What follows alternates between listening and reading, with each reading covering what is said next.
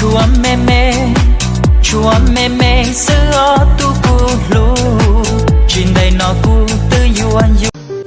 Hôm nay ta sẽ chia tay, em xin bên em lần cuối yêu anh hơn, quan tâm hơn ngày mai hai chúng ta sẽ không gặp nhau, sẽ chẳng còn là của nhau.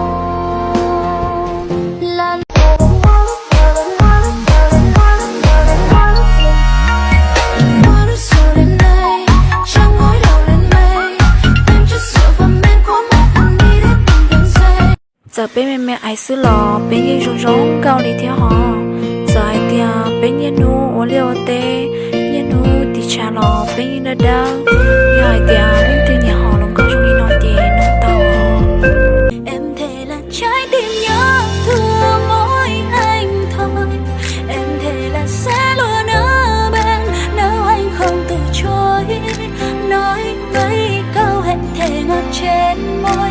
Ai còn tin những thứ xa xôi, có lẽ phải tìm cách tỏ tình khác thôi. Anh là cuộc sống.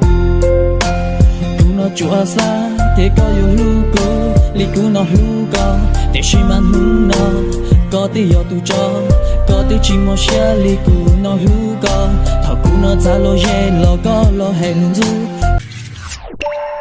没令我读面子学，拿得点手搞好招，找有周古学我乱，我用我努骨都不，在这多乱学有他，搞不敢那没个梦，我种种去死里go。¿Cómo hacer para no quererte? Yeah. Tú, nadie como tú, no hay un sustituto para ese cuerpo tuyo que a mí ya me tiene cucu. En un rato te busco.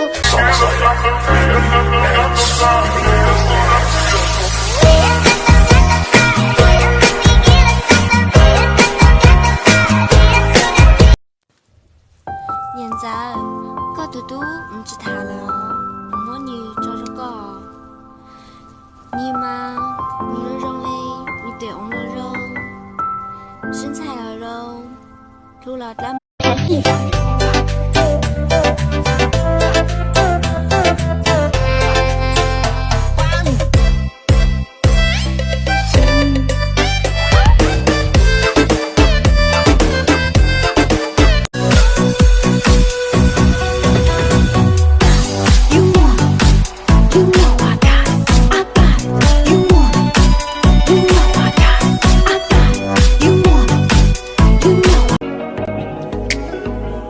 Hai tia cu luôn bề tư yo mai gạo xì lời tư cho cu muốn ra lời on rao na lưu đây nó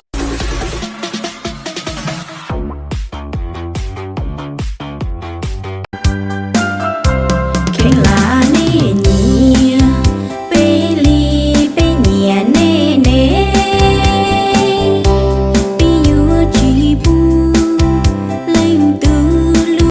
lo món ở lo món để đừng có món chiếu có lo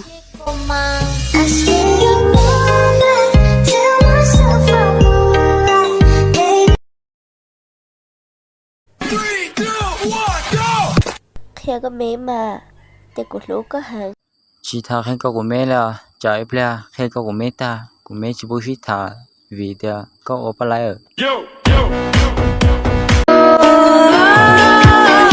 Hey crush, I love you.